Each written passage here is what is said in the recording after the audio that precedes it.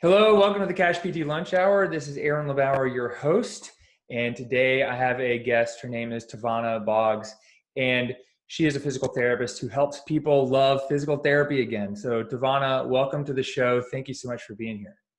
Thank you so much for having me, Aaron. Oh, it's always a pleasure. I think I wanted to have you on the show because we connected through like Facebook, I think, a few weeks ago, and your story was inspiring. And I work with a ton of people who are burnt out from their job and they're starting a cash practice, but not everyone's starting a cash practice. And I was like, well, and we met and chatted, and I was like, okay, I got to have you on the show and pick your brain. So can you just tell us a little bit about, your story? Like, how'd you get into PT, and what's your story with burnout? Because you wouldn't be helping people with burnout if you didn't have a story with it. So. All right, of course, right? So my thing is always, I have an issue and I figure out the solution and I'm like, let's go tell everybody, right? So yes, I had an experience of a few times in the last 17 years with burnout.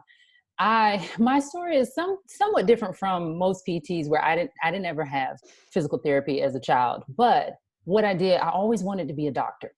And I had some issues when I was a kid, and that meant me go to the doctor. And what I experienced was sitting in a waiting room a long time, sitting in the little exam room for a long time. They zip in and out within like 2 minutes, write a prescription, send me on my way. They don't know that I take it. They don't know if it worked. They don't know if I had side effects.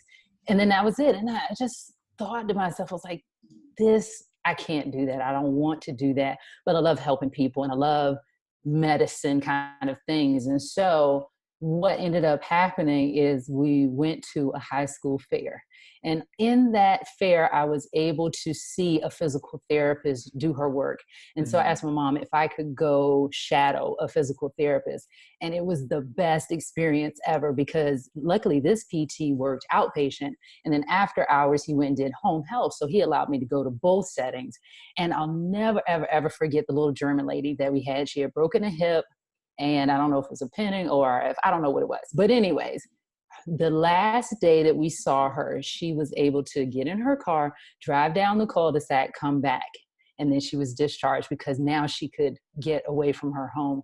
And I was like, that's what I want to do. Because I actually got to see somebody get better. And so that's my story of becoming a PT. So fast forward a few years and I actually get into the profession, and the story is pretty much like everybody else. You get overwhelmed, you get stressed out. I'm calling my mom crying. I don't know what I'm doing, because my first job outside of school was orthopedic outpatient, but it was workers' comp, so more occupational medicine. And there's a huge psychological component to that, because people don't like their jobs, they don't feel appreciated and things like that. So I felt challenged as a new grad, because I didn't know, is it that I just don't have the skill set, or are they malingering, or what is it that's going on? And I moved around after a bit and found my way I'm from the DC area originally, found myself in Atlanta doing a little bit in management, and it was great until it wasn't, right? And so I had an experience where I was the assistant clinic director for a group clinic director. And so that meant that I essentially ran that clinic, which was the biggest of 5 that he was over, because he was never there because he was traveling between all of them. He decides to leave, and I naturally assume, because the numbers were great and all of that, nobody quit or anything like that, that I was next in line when they didn't have another group. I would just become the clinic director. And I didn't get it. And it was fine, because the guy that came in was absolutely killing it as his clinic. The straw that broke the camel's back for me, where I was like, I've had it, was my brother was graduating from NYU, and they would not let me use my PTO to go see him. And that minute, I put in my 30 days notice, because that was required. And my mama always said, don't burn your bridges. So they needed 30 days. I think the graduation was like 32 days away. Put in the notice, started a contracting company. I had no idea what I was doing. But the good thing was I didn't know that I couldn't or shouldn't be able to do that, and started that contracting company. And I've been doing it ever since. That was 2007. So that gave me a lot of freedom to move around. And then I got to a place where I realized that I really liked acute care and working in that setting. And I worked in everywhere except for pediatrics. Being contract allowed me to have a lot of flexibility to learn other settings. Anyways, I settled on acute care and realized I loved it. I think it brought me back to that wanting to be a doctor in the medical aspect of things. However, it can become kind of monotonous. You know, when you see over a decade, it's almost nothing that I haven't seen. Well, luckily at one of my contracts, they're doing ECMO and LVADs and all kinds of things like that. So there are new things coming, but it still is kind of monotonous. And that's where the boredom set in, you know? And so at some point I went and got a life coach certification, and absolutely changed my life, because the biggest thing that it did for me is help me change my perspective and help me to realize that no circumstance or situation has to change for me to feel better. And that's really the biggest message that I'm spreading now, and really helping people to understand that and learn how to do that. And so I bring that. The last 5 years, coming January, I've been life coaching with people. And now realizing that, you know what, I'm supposed to be doing this work for my people, physical therapists, because I love physical therapy. I still treat to this day. But there's a freedom in knowing that you don't have to be there. So I really am on this serious mission to save as many PTs as I can from burnout, boredom, and glass ceilings. Yeah. Wow. That's amazing. So tell me, like, to me, burnout feels like I just don't want to put my energy into treating patients because I've got something else on my mind most of the time. But, you know, to me, like Aaron LeBauer, I don't call that burnout. I call that, you know, I've got something I'm more passionate about right now, which is coaching other physical therapists. Is that the way it felt to you, or how did it feel? Like, if you're like, I still love treating PT, like, what was the feeling that you had that you were like, okay, this isn't enjoyable? Or what was it that you were experiencing that maybe you can share to help like me understand and other people understand, like, what is it that you were going through? Well, there's a huge distinction, I think, because I've been at that space two parts. One, when I first I got a wellness coach certification after a Con Ed course. And I was like, oh, I'm a certified wellness coach now. Okay, great. And then I was using that, and then eventually life coaching, to run away from PT, because at that time my mindset was, okay, I can't get up and go when I want to. I still have to be there to do the work. And so I had all of these, I was spinning in all these negative thoughts about it, like nothing positive. I had no positive thoughts about it. So that's one aspect of it. And then the other aspect of it now is like, I'm excited to go into the facilities now. Not every day, you know, and luckily I don't have to do that, but I'm excited because of the work that I do. And I actually get to see it being reinforced with my colleagues there. I get to see, I guess, just like I talked about in my beginning story, I get to see how my work with the Burnout Resilience Program actually helps them to feel better and have more energy and pep in their step during the day. So essentially, I think it is a difference in being excited and distracted by going towards something, and being bummed because you're trying to run away from something, and that zapping your energy. Yeah. Do you think it's more about the personal perspective, or like employers or work environment, that is causing a lot of this for you or for other people? I'm always of the belief you can feel better without anything changing. And I'll give you an example. A lot of times people, let's just say, I like to equate burnout with relationships, and you hear why. When people first meet, it's all roses and daisies and, oh, I love the ground that he walks on and all of this other stuff. And after about 2 years, the psychologists say that euphoria wears off, and you get to see the the person was there. They were the same person from day one, but you just see them in a different light. He wasn't putting the toilet seat down from day one, but now it pisses you off, right? He didn't change. Just the way you think about him changes. Like, oh, that annoys me. He annoys me. He never does it. He never does that. And so it's the same thing with the therapy. And I think if people can shift their perspective just a bit, they can reconnect with why they loved PT in the first place, why they signed up for that organization in the first place, and get some of their power and their energy back. Now, this is not to say that organizations can't change over time, and the values that they had and that you had were aligned when you came in, and they went a different direction and now they're not meeting up. So that's not the same. If your values are misaligned, then you may need to look at that. Some people are perfectly happy, we know, to be employees. They're not interested at all in being entrepreneurs or running a cash-based practice. Some have, I think another reason why people get upset is because they're not really following what I call their North Star, or they don't even know what that is. Like, what do you want to be doing in the next 10 years? And maybe you're disgruntled because you know where you are is not leading you to that place. Yeah. And so that's some of what the mismatch and then the disgruntled and the disengagement from their current organization, what that comes from. And again, who has the power to change that? The individual. Right. So how would someone know, how does someone figure out what their vision is for, their 5-10 year vision or North Star, as you call it? Like, how do people figure that out? Is that just something that they just have to, sit and think on, or, are there a couple of tips that you have for people trying to figure out what that is? To see if they're happy, Yeah, I just had a couple of sessions today with that, where I had one client who had zero idea. And she was so used to go. I have a plan and I'm this, right? And she's got some other personal things, family and whatnot.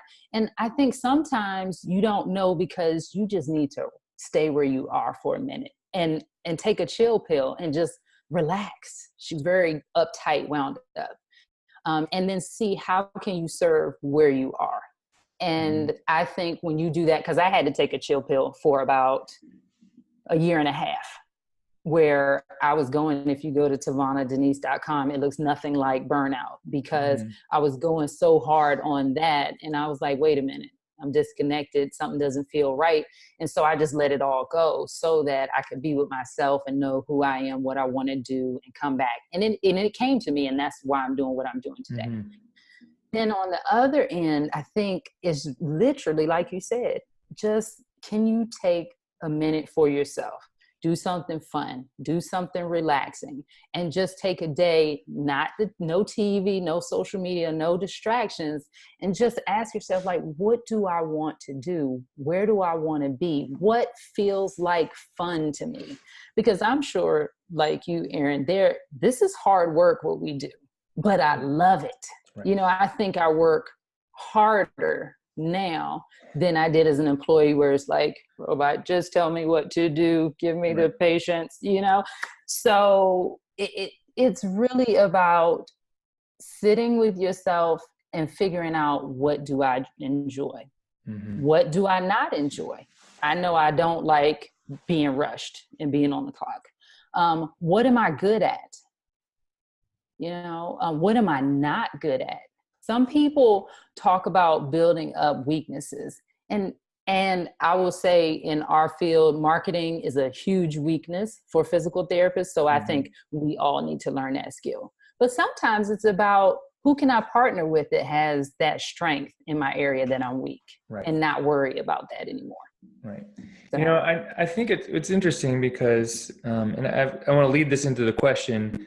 It's like a follow-up question, but it's, I've worked with people in the last year who have decided that, I'm not an entrepreneur. I just want a good place to work where I, can see patients in this, way. And I've had other people, not recognize that in themselves, and I can see it. So I want to go back to what you kind of mentioned a few minutes ago. And it's like, some people are not entrepreneurs and some people are going to be happy as employees. Is there a way for someone to say, okay, you know what, I'd be happy doing this on my own, because, you know, I work with a lot of people who were frustrated with it, like, I'm going to do it on my own, and they're great and they do really well and they enjoy the process. And then there's other people that are like, no, it's like, it's the work's too hard or too difficult, or I just don't have that in me. How would someone know if they're destined to be an entrepreneur, or, you know, just like they'd be happier, you know, working for someone else as an employee, and they just need to find a different job? Two parts to that. The first one being to ask yourself, why do I want to start this business in the first place? And it kind of goes back to something I said before about escapism. Like, am I trying to escape something, or am I trying to go towards something? Mm-hmm. And in the past, when I'm like, I'm just trying to get money, or I'm just trying to get my freedom, meaning being able to work from home and thus and so forth, I had totally different results than this time, where I'm absolutely on a mission to save those people. Mm-hmm. So you want to know why you're doing this. And it's not just the first answer that you come up with, and I don't know is not an answer. So first of all, get that out, because what it does when you say, I don't know, it shuts you off to the possibility of finding the answer, right? So if you just relax into it and say, okay, why do I want to start this cash-based practice? And you get some surface answer, because I hate my boss. Is that a good reason? Is that a good enough reason to go through all of the things that we go through as an entrepreneur, and day in and day out, and grind and get your own clientele versus them being handed to? Then you can take it another step. Okay, well, why do I hate my boss? Because he never listens to my ideas. Well, why doesn't he listen to my ideas? Well, he wasn't busy that day that I sent it. Well, why didn't you go back? You know, so we call it the 5 whys exercise. If you can really take a question, why do you want to do something? That would be the first. If you don't do anything else, just ask yourself, why do I want to start this business? And then ask yourself 5 times why, to see, can you get down to the actual root? Like, what is the thing that kind of either makes you feel fluttery in your stomach or well up with tears? That's your why. And if you can stay connected to that, then that will let you, I think that's the best indicator of who is cut out for this and who is not. Because a person that will only give you a surface answer to why, they're not going to have the grit. They're not going to have the stick-to-itiveness, as my mom says, to stick it out. Because this crap is not easy. Simple, but not easy, right? And then the second part of it, I say, is wherever you go, there you are, and you take your energy with you. So a lot of people want to start, and it's like, they're not doing it right, so I'm just going to do it myself. But if you can take yourself from negative to neutral, and then at least neutral to content, then you'll have more energy, emotional energy, to take with you after 5 or 6 or whenever you get off to finish doing those 3 or 4 hours that you need. Right. So and I say this even for people who are wanting to change jobs or change organizations, people sense your energy. So if you're still in that negative headspace and you're like, well, I'm just going to go to this next place, and you're in the interview, people can sense that. And so the first thing you would want to do is get from the negative headspace to neutral.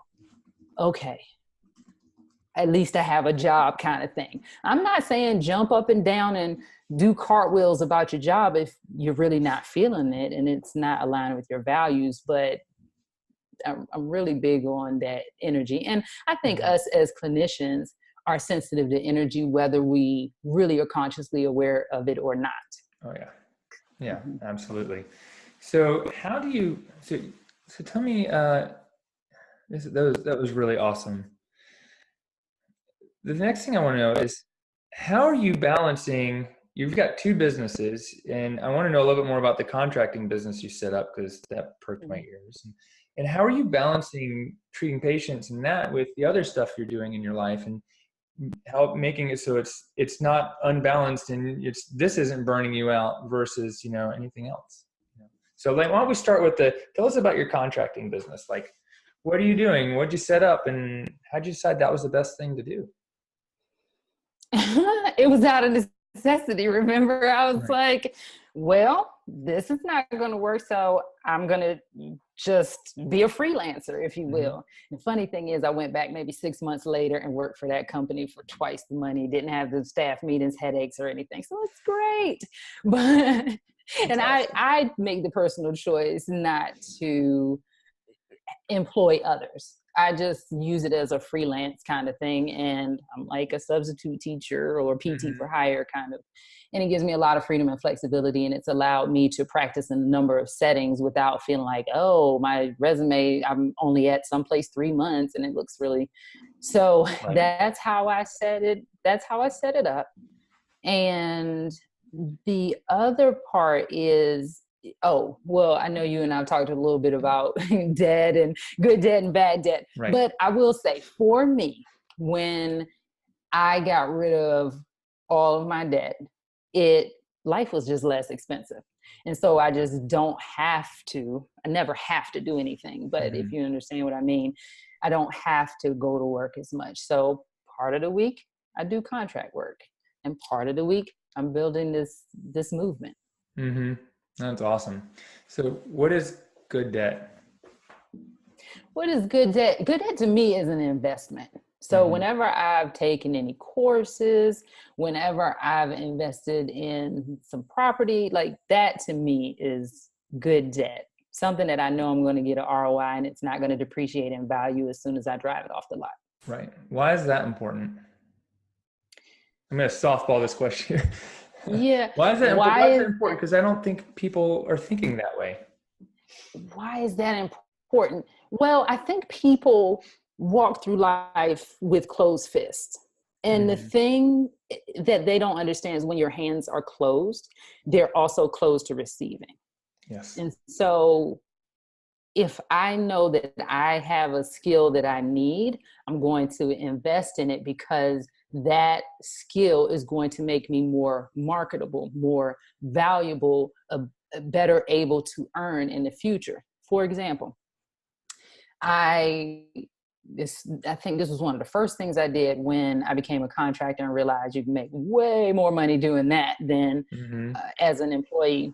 I took a month and went to Spanish immersion school. I paid cash for it, but I could have easily swiped my card for it. And it was the best experience of my life because I had taught myself how to speak Spanish to do my job, but I couldn't have regular conversations. So to me, especially when I came back and being able to have those conversations, not just about the eval or whatever, just really having conversations with patients, they open up more, they trust more, they do more. I can put Mhm. this and I can get contracts or I can get called in before other people for contracts because I have that other skill. So to me, that's a prime example of investing in oneself that has paid off tenfold, I'm sure. Yeah. Yeah. Absolutely. So bad debt. Let's just throw out a couple examples of bad debt on your plate, or not Yeah, yours, but what would uh, bad debt? well, I gave the example already Yeah. of the car. Right. Car. Just drive it off; it depreciates in value. I would even say, okay, so we talked about investing in your education, learning, gaining skills. I would say it's bad debt if you don't take action on the information that you've been given. Yeah. Yep. I think those are the two biggest ones that I can think of right now. Yeah. Great. I love it. I mean, we had that conversation. I was like, we should be recording this and sharing it. And I wanted to make sure, I'm glad you reminded me of that because that's something that I think is part of like the skills and things that you learn as an entrepreneur or that you need to have to, and know a mindset as a successful entrepreneur.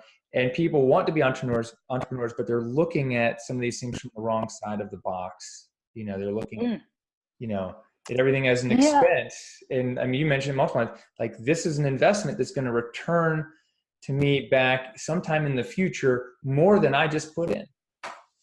absolutely. Have you read the book, The Last Safe Investment? I have not. Oh my goodness. Put it in the show notes.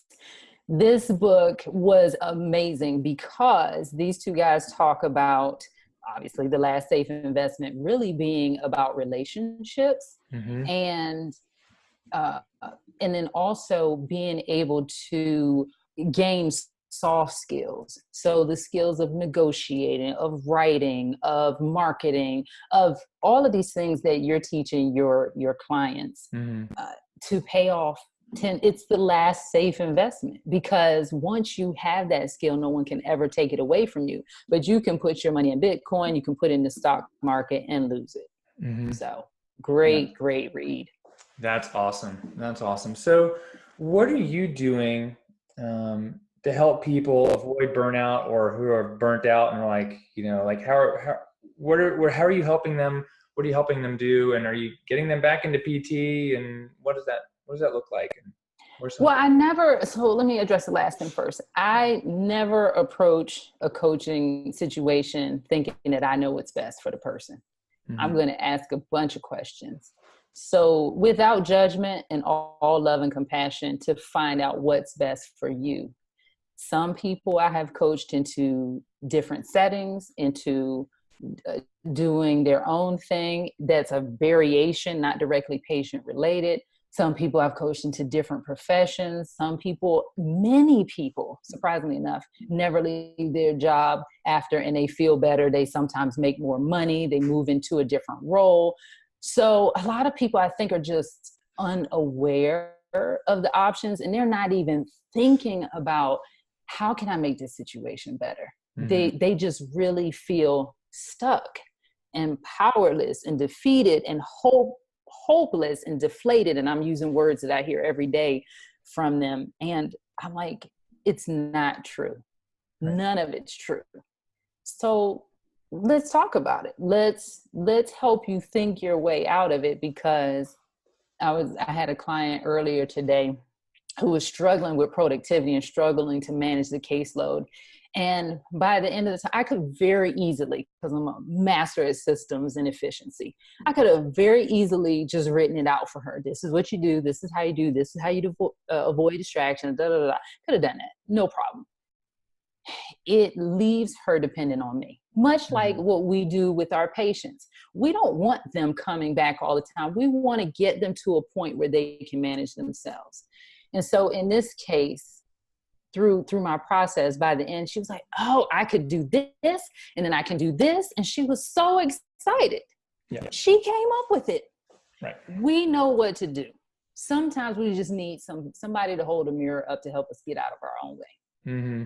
Yeah. Oh, absolutely. I love it. What's the number one question that you ask people in your coaching or before you start coaching? What's the question that gets to the root of it all? What's that thing? There's no one question, because everybody comes with different things. Mm-hmm. But if we think about one major question that I do ask everybody, and it doesn't always get to the root of things, is where do you see yourself in the next 5 to 10 years? Mm-hmm. I can get a lot of information out of that. If they say, I don't know, I know where to go. Uh-huh. If they say, this is where I want to go, then I know where we need to go. Yeah. But in terms of why that's a difficult question to answer, burnout has 3 components to it. It is the physical and emotional exhaustion. Mm-hmm. There's the depersonalization and cynicism, where you start to feel like so-and-so's not even trying. Whereas before you used to be optimistic about, oh, I can help everybody. And then the third part being lack of personal achievement. Uh-huh. And so if people are physically and emotionally exhausted because they're not managing their energy, they're not practicing self-care, they're not practicing boundaries, they're going to be exhausted. If they're starting to become cynical with the patients, then they're starting to show signs of burnout. If they are not feeling like they're growing, if they're feeling like they're bumping up against that glass ceiling, mm-hmm. which I see happening a lot in these, especially in the inpatient organizations, because it's usually a supervisor or a manager, and then there's everybody else. So if they feel like they're not growing as a therapist, then they are displaying signs of burnout. And so depending on which aspect they come to me with, or which aspects, then we kind of approach it from there. Mm-hmm. So as an employer of employees, I've got now 3 employees and looking to hire more, and there are other people listening that have employees. What are some things that employers can do to make sure their employees aren't burning out and becoming less productive or leaving, et cetera? Because for an employee to leave means I have to go through a hiring process again. It's harder to, hire a new employee than it is to keep someone happy. But what if I don't know that, or what could I do as an employer to make sure people aren't getting burnt out? Yeah, it's an interesting question that I actually have started working with the management at the hospital where I'm doing the burnout resilience program, because there are two sides to the coin, and you want to catch it early. A lot of people don't even recognize that they're burned out. And so if I can share with your listeners, I would love you guys to go to loveptagain.com and just take the burnout quiz and just see where you are. Some people are very surprised at their numbers, and they just think it's, oh, this is just the way it's supposed to be, or we're really good at adapting. So if your foot hurts, then you adapt to walk a little bit differently, and then you have a bunion. So it's kind of like that, and people are not even aware. So I think one of the best things employers can do for their employees is to actually gain some mentoring and coaching skills themselves, and really be in touch and in tune with your staff. I think if you all are doing annual performance appraisals, that's too infrequent, because by then a person could be really running off the rails.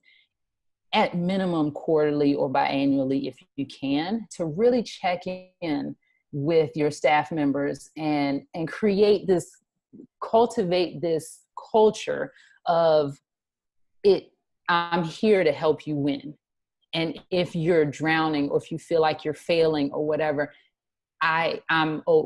it's okay to come to me and let's talk about it. Let's problem solve. I'm not going to think, oh, you're a loser and you're not holding your weight and I'm going to put you out. That could be a really good employee. They just need some support, and they're so close to it, they can't see some things that you might be able to see and might be able to help with. The other thing that I think is a very important question to ask as an employer is, what are your goals? Where do you see yourself in the next 5 to 10 years? And actually, how can I help you get there? Now, I know you guys are on the outpatient side, but on the inpatient side, I see this so often that people were coming to me. I'm a contractor. I'm not even there all the time. They were coming to me saying, I kind of want to start this business doing this that is actually related to their career. Or, I would like to start doing more I work in acute care, adult acute care. And they say, I would like to work more in the NICU. Well, why are you asking me? Why doesn't your manager know that? And the performance appraisal time or performance review time can be tense for some people and a little stressful. So I don't think that's the right time necessarily to bring that up. Bringing it up a little bit before time, so that if some opportunities, CEUs or anything like that, Con Ed courses come your way, you could say, hey, I know you were thinking about such and such, here you go. Or do you want to start a project on that for us? If you as the employer look at what your vision is, how can what they do and them taking the lead on starting, let's say, a women's health practice or whatever, how can that support your organization? Because that might actually be a win-win, right? So we're looking for the win-win. Oh, that's awesome. That's great. So what was the free quiz again? loveptagain.com. loveptagain.com. Awesome. And what is that like? Is that a quiz to help you figure out if you're burnt out or on your way to burnout? Absolutely. So once you click through, I think it's like 20 questions. You just click through, you will get, I think it's cute. It reminds me, we built it on the pain scale, the Warren Baker pain scale. And you can see where you are from no burnout to fried, right? And at the end, you can get all of your information without it submitting any of your email address or anything. But if you want the plan of care that I've developed to go with it based on what your score shows up, then you'll just have to pop your best email address in there, and it will be automatically delivered to you. Wow, that's awesome. Is that like, if someone's feeling like, okay, I'm burned out, or I'm not really sure, is that the first thing to do, or is there something else they can do as well? Or would that really be like the, like if I called you and said, hey, TaVona, it's Aaron. My job sucks. I really don't want to be here. And I don't know, can you give me some advice? Because you look really happy. I'm like, I don't know. I am, right? Well, okay, so that's one avenue to talk to me. And the other avenue is I would just say, tell them to send me an email at hello@TaVonaDenise.com. I'm old school that way. I love talking to people. Awesome. Actually, an easier way, if you know that you just want to talk to me and you don't want to go back and forth with the email, you just want to get on my schedule just for your listeners. I created this special link that they can go get a 30-minute, and let's just discover what's possible. Discover, are you there? How do we prevent it? Or if you're not already there, how do we prevent it? And if you are there, what are some steps we can do, and how I might be able to support you in that? And that's just bit.ly.com/PT Burnout Freedom. Okay, awesome. We will be sure to put that on the show notes page, which you can find over at the LeBauerConsulting.com podcast website. Well, that's awesome, TaVona. Thank you very much. I think that's really awesome. And I mean, there's just some great insights. What else would you say to someone who, is on the fence about, whether or not they're, they even feel like they're in the right career, or, they chose the right path or the right job? Like, what would you say? What would you say? Like, do you have any other advice or something for people? Always to suss out, why did you sign up for this in the first place? Mm-hmm. It's always back to why. Like, I think sometimes people just fall out of love because they get caught in the daily minutia.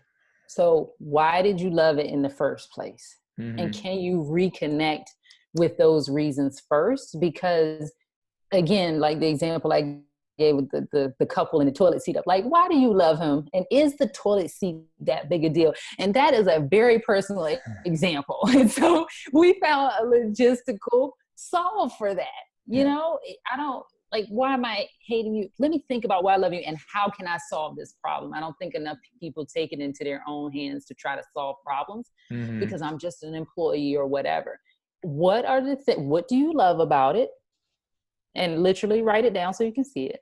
What do you dislike about it? And of those things that you dislike, are there logistical things that you can change? Or is there somebody that you can talk to help make that change? Right. The other thing that I like to give people to do is a simple gratitude exercise every night. And it's very simple. Before bed, like the last thing you do before you turn the light out. And sometimes I forget and I jump out of bed like, oh, I got to do it. 3 things that you are grateful for, anything in the world, but you can't use the same things all the time. So you really have to start to think about it. Or, because sometimes the gratitude part by itself gets a little old. Or 3 awesome things that happen during the day. So it becomes, and I keep it in a journal, it's my awesome journal. And you can't help but smile before you go to bed. Yeah. And if that's the last thing that you get before you go to bed, you can't help but wake up feeling good. What the psychology studies have shown, if you do that 3 to 4 weeks, even if you stop after that 4th week, the effects will carry on. The other reason why that's good is that it focuses your retinacular activating system to start looking for more good things. And then all of a sudden, your boss didn't change, your coworkers didn't change, your job didn't change, your pay didn't change, but you feel better.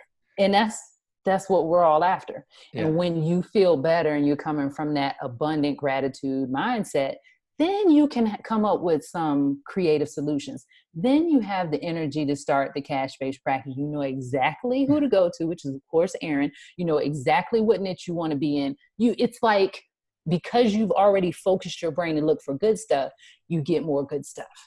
Yeah, absolutely. Was it like abundance brings more abundance?